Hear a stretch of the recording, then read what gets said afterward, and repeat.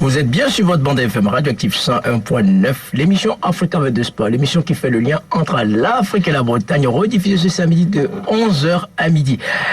Et on va continuer dans le même filigrane au niveau du ballon orange. Alors on a la chance d'avoir Thomas Gapaya qui pratique cette belle discipline. On vient d'avoir Michael Pietrus tout à l'heure. Alors Thomas, ça fait plaisir, je t'envoie la santé. Merci Yao de m'avoir invité ce soir. Merci beaucoup. Toi qui pratiques depuis des années cette belle discipline, tu as commencé du côté de TBCA Trégueux Basket Club et là maintenant tu n'es plus dans ce club? Non, je suis parti moi l'été dernier. Je suis parti à Montfort-sur-Meux à côté de Rennes. D'accord.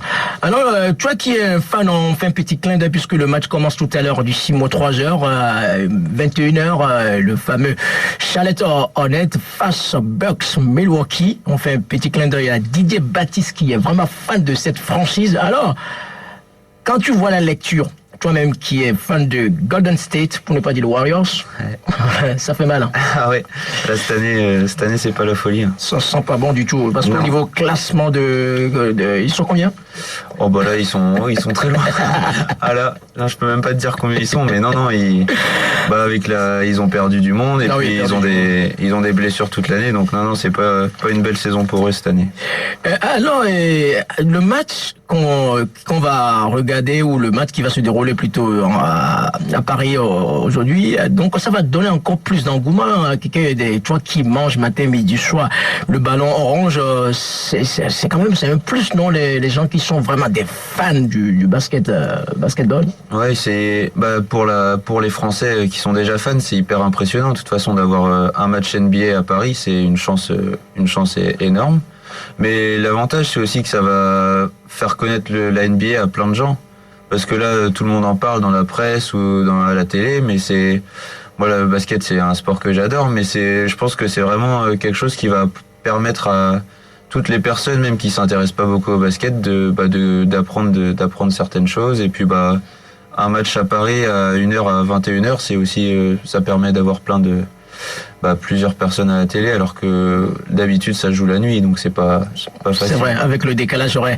Et même les gens qui sont pas forcément fans de la discipline, mais il y a une attractivité concernant cette discipline. On parle de l'idole, le pelé de cette discipline, pour ne pas dire Michael Jordan, qui est le propriétaire de Charlotte Hornets, et les gens disent tiens, qui est dans la capitale, ça peut donner encore plus d'engouement, non, ou curiosité d'aller voir le fameux numéro 23. Ah bah oui, c'est sûr.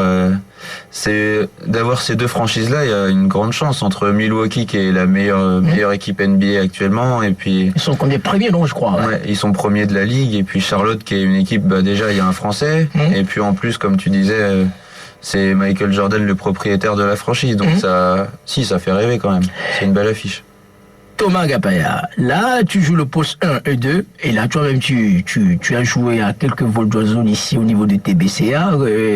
L'année prochaine, on a vu ce que Adam Silver, le président, le patron de la NBA, a encore confirmé qu'ils vont remettre la même chose en 2021. On fait allusion à quoi? Utah Jazz, il y a d'autres Français qui sont là-bas aussi, non? Ouais, Utah ça serait bien, même Orlando avec Fournier, ouais. Puis après, faut laisser... De toute façon, avoir un deuxième match comme ça, c'est déjà très bien, je pense.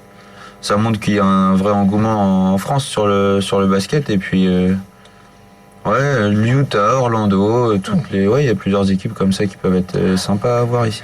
Alors Thomas, d'autres projets pour terminer l'interview on est en plein début de l'année, ça va tellement vite le mois de février. Alors à Montfort, c'est quoi? C'est un autre challenge ou tu veux voir autre club ou c'est quoi cette virage vers Montfort? Alors moi je suis parti en études à Rennes l'année dernière, donc du coup j'avais envie de voir un petit peu autre chose sur le basket.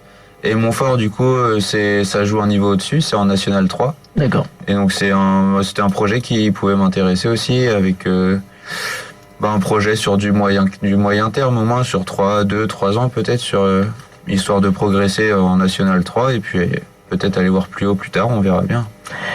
Merci beaucoup. Je vais essayer de prendre ton pouls sportif en restant dans le filigrane de ballon orange. Et tu sais là où nous trouver, même en Montfort ou même du côté des Charlotte ou de Milwaukee ou de Bucks.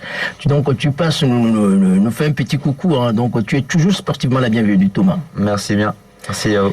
Merci. Donc, vous êtes bien sur votre bande FM radioactive, l'émission Africa du Sport, 18e journée, saison 6.